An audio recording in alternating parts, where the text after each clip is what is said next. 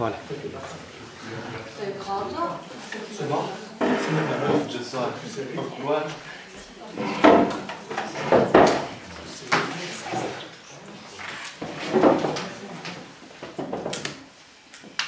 Bonsoir à tous, bienvenue à cette séance du Conseil communal, c'est un plaisir de se retrouver ici. On est habitué de serré, ça change, hein? Plus chaleureux. Oui. Donc passons directement au point 1, l'approbation du PV de la séance du 24 du 2 2022, il y a-t-il des remarques? Il n'y en a pas, je propose qu'on vote le point. Oui. Oui. Oui. Oui. Oui. Oui. Oui. Oui. Oui. Oui. Oui. Oui. Oui. Oui. Point 2, communication, y a-t-il des remarques? Non. Point 3, arrêté de police, y a-t-il des remarques? Non.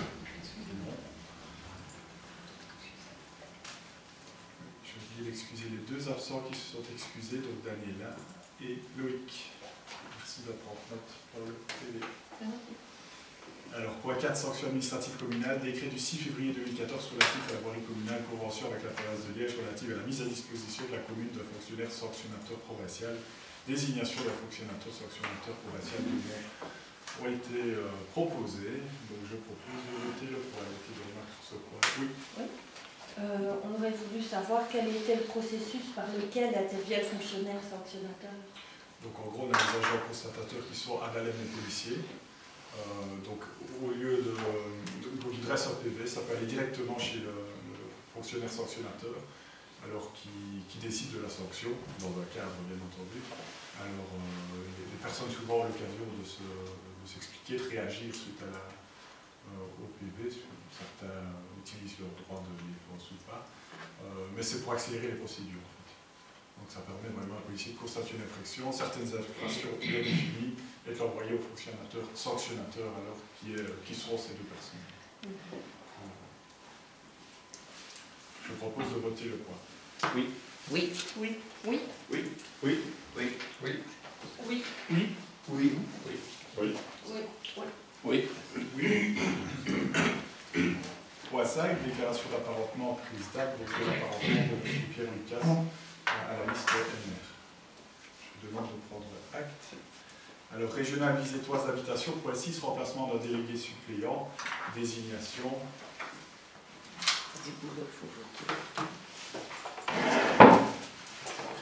C'est Madame Pillot qui sera remplacée par M. Lucas. On va voter.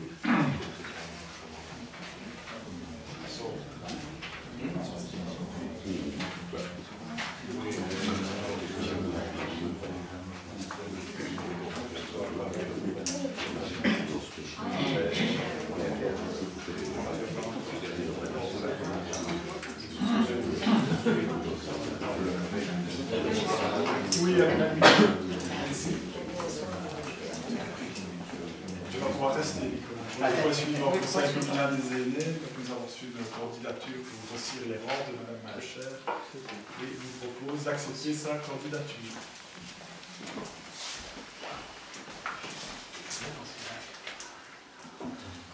Pour un prix.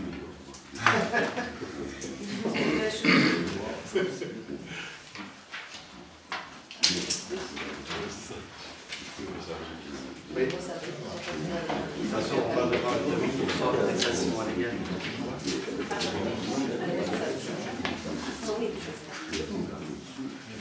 Pas des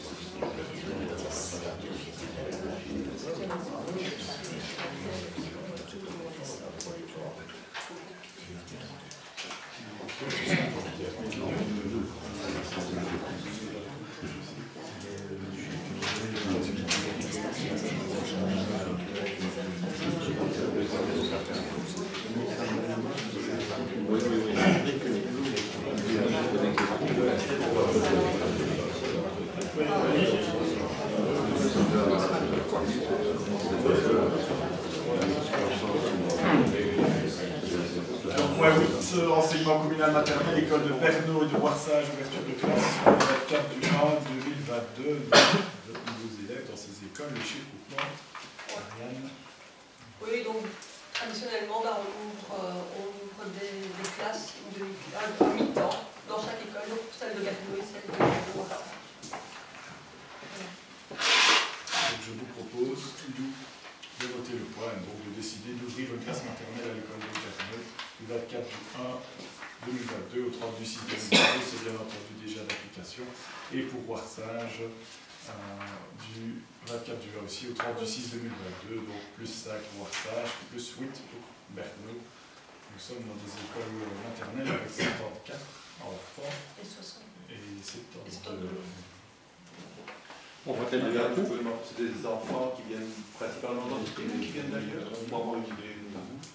Ici, des enfants d'entités principalement. Berneau, traditionnellement, a de plus en plus d'enfants qui viennent et du village et des communes voisines. Pas spécialement des villages voisins, mais des communes voisines. Voilà. Merci. Je propose qu'on vote ou pas. Qui mange les deux d'un coup? Les deux d'un coup aussi. Oui. Oui. Oui. Oui. Oui. Oui. Oui. Oui. Oui. Oui. Oui. Oui. Oui. Oui. Oui. Point 9, petite enfance, règlement concernant l'octroi d'une prime communale de naissance, d'adoption d'accueil, modification, des modifications proposées par notre échevine de la petite enfance. Il y en a, on va dire 3 principalement. Donc la première modification serait d'augmenter la prime qui était de 50 € à 75 € par naissance. Alors on propose aussi de manière alternative, donc les parents pourront avoir soit 3 chèques commerce de 25 €, soit ils pourront commander une 13e parce que voilà, on veut marquer notre volonté d'ouvrir la mobilité dans nos villages et donc dès le plus jeune âge on devrait les mettre en selle et donc on propose aux parents s'ils le veulent, donc c'est une alternative, soit 3 chèques commerce, soit une 13e. Et alors troisième modification, c'est la famille d'accueil. Donc, il y a déjà de cela, le temps passe vite, peut-être 6 ou 10 ans, je ne saurais plus dire, on avait déjà adapté le règlement pour prendre en compte les enfants adoptés, les adoptions. Et donc cette fois-ci, nous avons le cas en fait d'une famille d'accueil, et donc nous avons décidé de prendre également ce cas de figure en compte lors des primes de naissance. Ce sont des accueils, pas des adoptions. Non, des accueils. Des accueils. Oui, donc c'est des enfants, là ici l'enfant a 3 mois, il est arrivé de la famille, de son famille d'Alémoise. Donc voilà. Et donc on ne voulait pas les laisser pour compte, on a discuté, c'est quand même pas non plus la chose qui arrive tous les jours. Et donc voilà, on proposait de l'intégrer également dans notre règlement. Des remarques? Oui. Oui, car j'ai fait une petite intervention, donc je la reprends. Bien sûr. Sauf erreur, nous n'avons pas de commerce spécialisé dans la commune en périculture, ni en draisienne. Alors pourquoi ce changement de manière de procéder? Nous craignons que la draisienne ne puisse pas être utilisée par des enfants ayant un handicap. Ne serait-il pas judicieux de réfléchir à une solution pour ces personnes? Donc de nouveau, c'est une option, c'est un choix, il reste les 3 chèques commerce. Et alors, on n'a pas d'article de périculture, mais le lait en poudre et tout autre article, les pharmacies, les parents doivent régulièrement s'y rendre.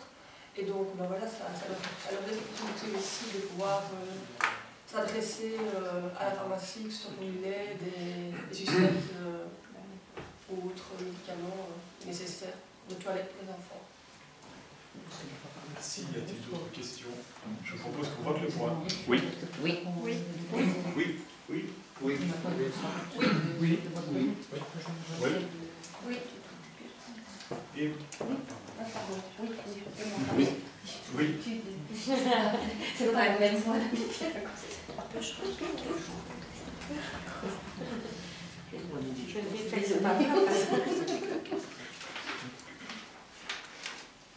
Alors, point 10.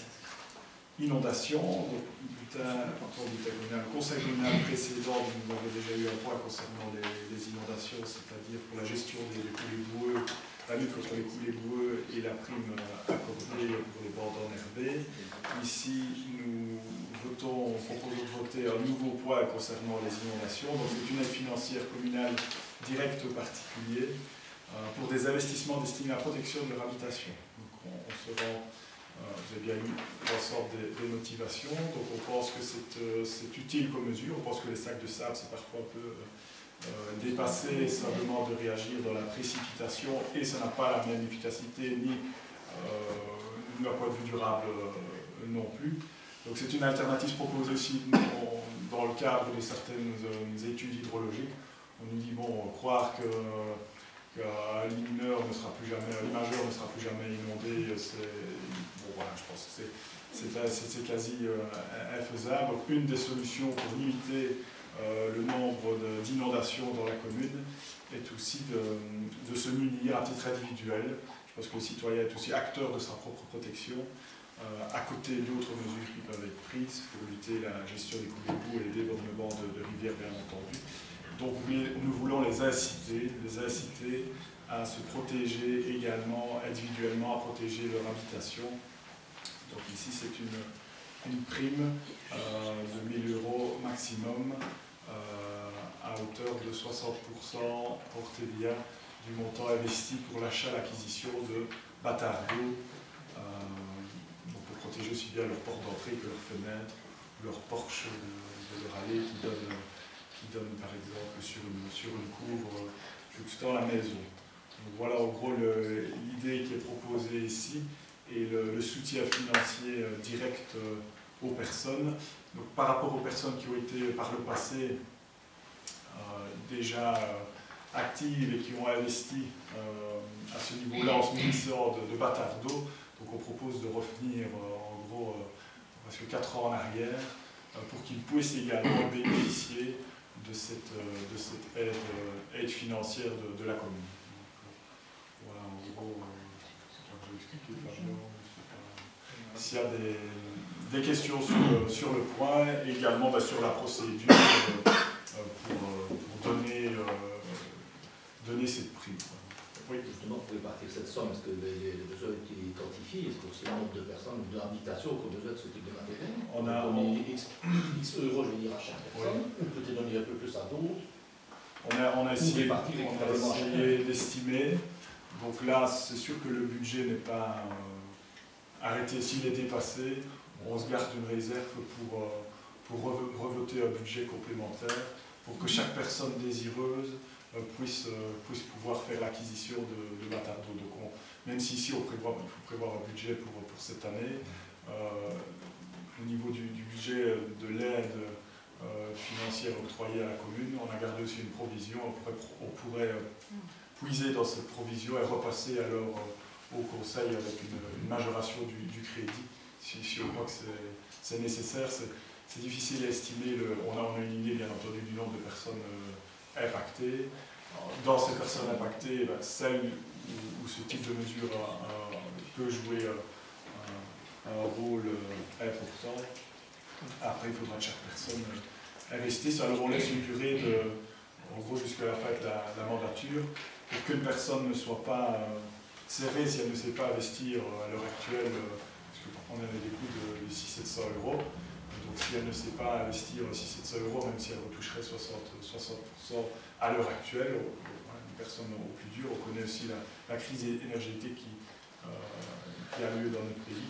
Donc ça permet à cette personne d'épargner au cours du temps, et quand elle se sent à l'aise de pouvoir également investir dans cette solution de Matardo. Oui. Oui. Oui, vous avez répondu en partie à la première question que nous nous posions concernant la réserve que vous dites que vous allez garder entre les 70 000 que vous octroyez et les 101 000 que vous recevez. Néanmoins, on aurait quand même aimé savoir du fait que ces primes sont là au moins la troisième que vous recevez depuis les malheureuses inondations, et à chaque fois, il y a un budget qui est gardé comme ça en réserve. Est-ce qu'à l'avenir, nous pourrons obtenir les détails des sommes qui ont été allouées et des budgets qui ont été conservés, et ce que vous aurez l'intention de faire de ces budgets? Oui, sans problème. Donc ici, dans les 101 000, il y a bien entendu plus ou moins 70 000 pour cette mesure. Il y a aussi une partie du budget pour le poids qui sera voté au niveau de l'étude hydrologique. Il y a plus ou moins 700 000 €, 750 000 € qui là ne pouvaient être utilisés que pour du logement de 750 000 €. 80-90% seraient utilisés pour la réfection de bâtiments sociaux pour justement pouvoir loger des personnes qui seraient dans le besoin, plus l'acquisition, et ça en gros ça représente l'aménagement 550 000 € la voté au conseil communal, l'acquisition de logements pour en faire des logements d'urgence. Donc ça au niveau, voilà, logement, il y a ces 700 000 €. Ensuite, il y a plus d'une centaine de milliers d'euros qui a déjà été utilisé, que ce soit pour la lutte au niveau des inondations, l'achat de sacs de sable, l'achat de sable, l'évacuation des crasses, des encombrants, etc. On pourra vous donner une liste de tout ça sans problème. Plus ou moins 50 000 € investis au niveau des mouvements de la colline et du suivi avec tous les bureaux de consultance. Et alors on a fait une provision aussi 400 000 € qui reste encore en réserve. La grosse crainte pour nous, c'est bien entendu la colline et la gestion de la colline et les travaux qu'on devra faire à terme pour stabiliser définitivement ce mouvement de colline. À l'heure actuelle, on ne sait pas encore les chiffrer. Ils peuvent se chiffrer à un montant important. Donc c'est ça aussi qui a cette réserve pour ne pas dépenser l'argent tout d'un coup et puis se retrouver à devoir fermer une voirie indéfiniment parce que nous n'avons pas les moyens de faire certains travaux. Il y a aussi des aides directes qui ont été données à des personnes pour payer le loyer suite aux inondations. Il y a plusieurs personnes qui ont été concernées. Mais on pourra vous donner voilà, une synthèse de tout ça sans problème. Maintenant, j'ai une autre question, parce qu'il y a une certaine ambiguïté, du moins à la compréhension, parce qu'on parle de 1 000 € par bâtiment et par propriétaire, et un petit peu plus loin, on dit 1 000 € par logement et 3 000 maximum par propriétaire. Oui, c'est une erreur administrative. Fabien l'avait remarqué, on a... C'est bien 1 000 par propriété ou au maximum de 3 par propriétaire. Donc ce qui est inscrit dans le préambule, c'est pas correct. Ça veut dire que si un propriétaire a 5 bâtiments, il peut avoir la prime jusqu'à 3 bâtiments. Jusqu'à 3. La concurrence de 1 000 € par bâtiment. Donc s'il a 5 propriétés, les 2 dernières ne sont pas subsidiées.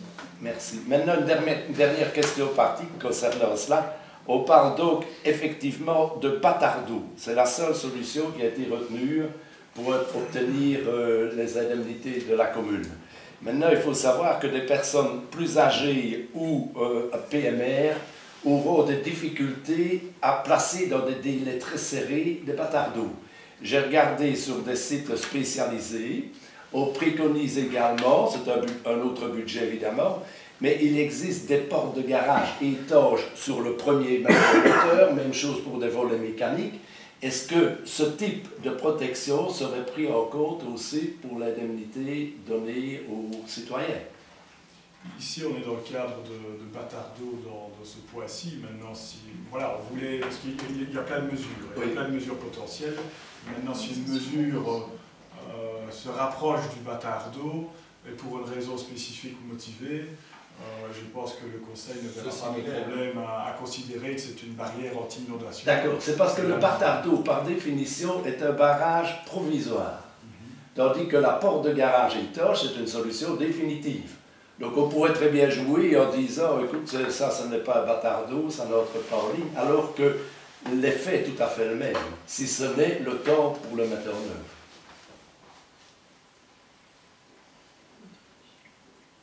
Moi, je pense que j'ai répondu à la question.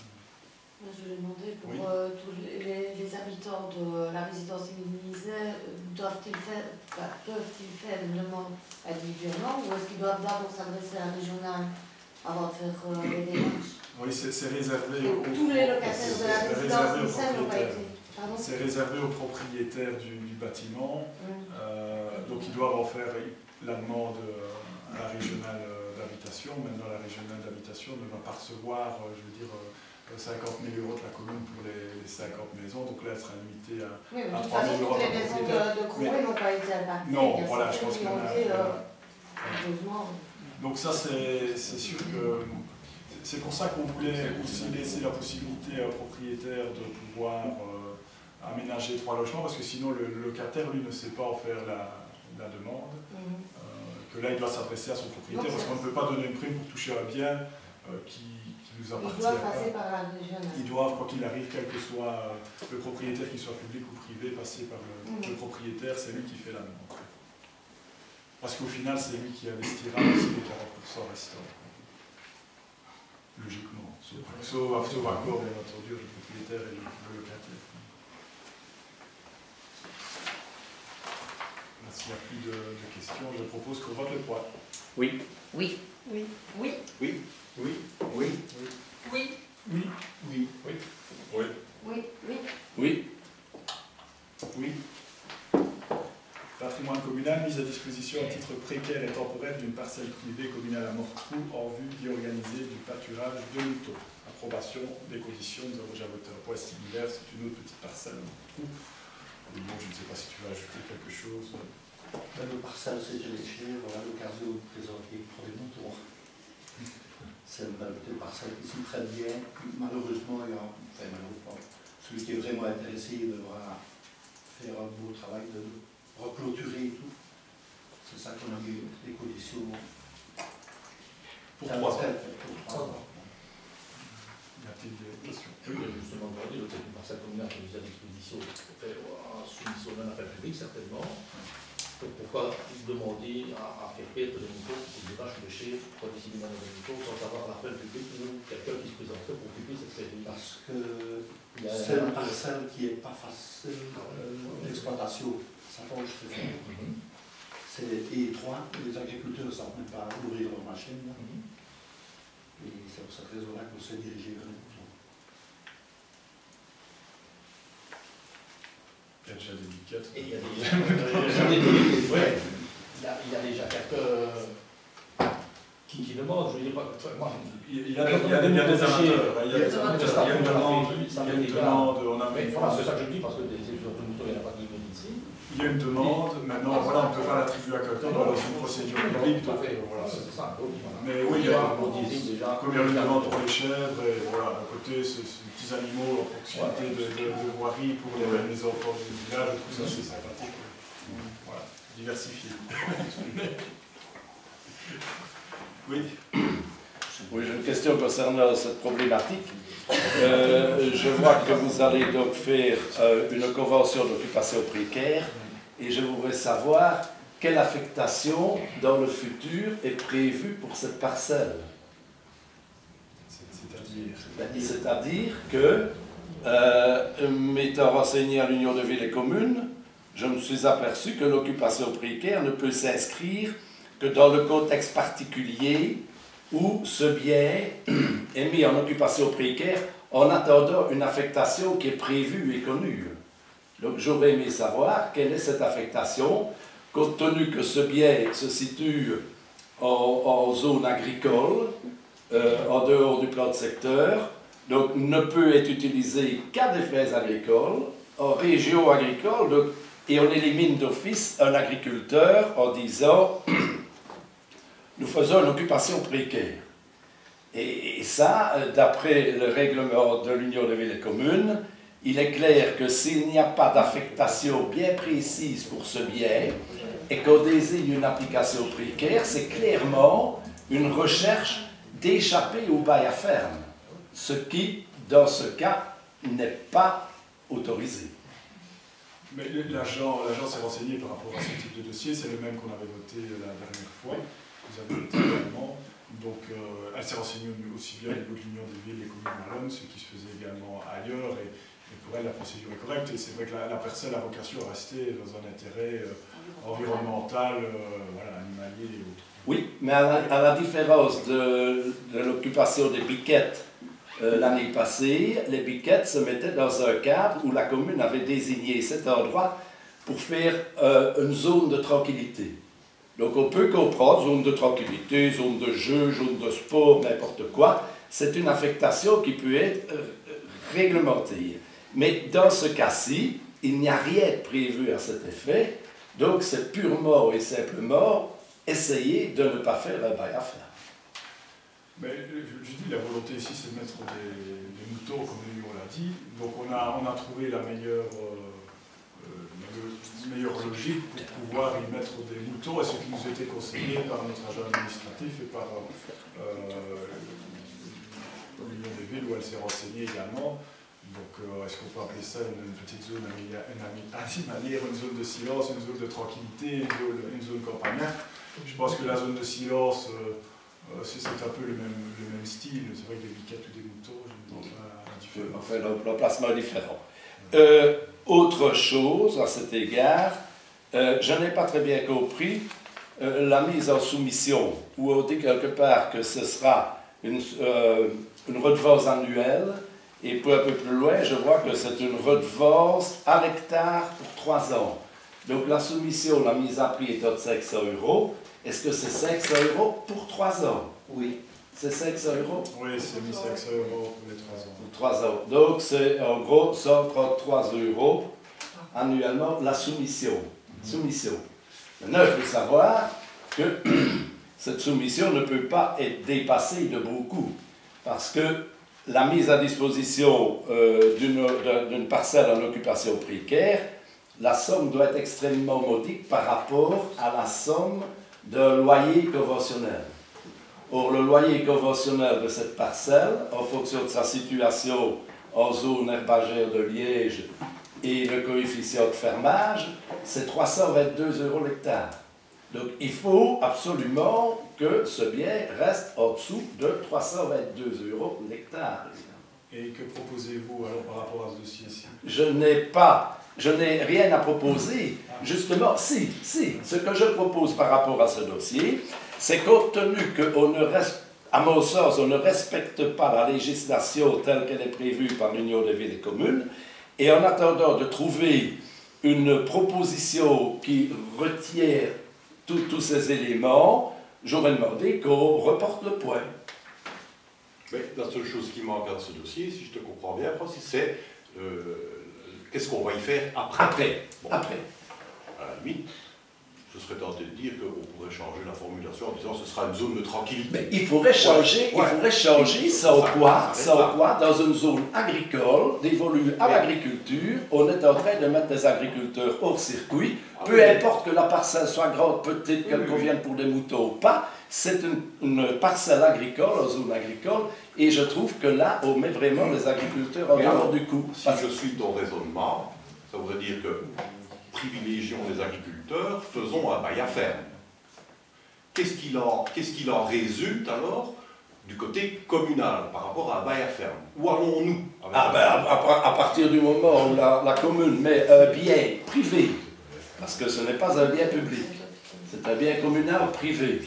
Le bien public, c'est seulement le bien qui est à l'usage de tous. Ici, on veut réserver une parcelle à l'usage d'un particulier, c'est un bien privé. À partir du moment où la commune entre dans le système du bail à ferme, elle est absolument comme tous les privés qui mettent une prairie à disposition, elle n'a plus rien à dire dessus, c'est le bail perpétuel. Donc il faut donc trouver une autre solution. À la limite, quelle solution préférerais-tu? Soit faire en sorte que la commune soit liée par un bail à ferme, et tu viens de le dire, ad vitam aeternam, donc quand Ottmayer arrêtera sa carrière dans une quarantaine d'années, probablement que le bail à ferme existera toujours. Donc, c'est peut-être pas la meilleure. C'est peut-être pas la meilleure solution strictement du niveau communal. Maintenant, si dans ce dossier, dans ce point, il manque juste l'idée de l'affectation future, bon, je pense que ce n'est pas un très gros problème. Donc on y détecte, qu'on y inscrive que ce sera une zone de tranquillité si les moutons veulent bien se taire. Et il faudrait évidemment requalifier le dossier et le proposer le mois prochain, avec d'autres termes, mieux adaptés pour la protection des agriculteurs. Mais Francis, il faut bien te dire que ces parcelles-là, c'était des agriculteurs qui l'exploitaient, et certains morceaux déjà étaient déjà à l'abandon depuis 2 ans. Je sais bien que tu restes sur la théorie et que je comprends ta façon de penser, mais ici, nous on aime bien que ça soit bien entretenu. Et alors ici, si on a l'occasion qui dit que ça ne va pas être un agriculteur qui va peut-être dire moi ça m'intéresse et qui veut mettre des motos, mais si on n'a pas d'agriculteurs, puisque jusqu'à présent on avait des agriculteurs et que maintenant les agriculteurs disent non, moi c'est trop petit, je ne sais rien faire avec ça, tu connais leur droit. J'ai vu la parcelle, oui, je la connais très bien. Donc si un citoyen dirait ben moi ça m'intéresserait pour 2-3 motos, ben, je vais offrir, puis je verrai bien si je l'aurai ou je ne l'aurai pas. Et nous, on a un intérêt entre nous. Eh bien, il serait certainement intéressant de prendre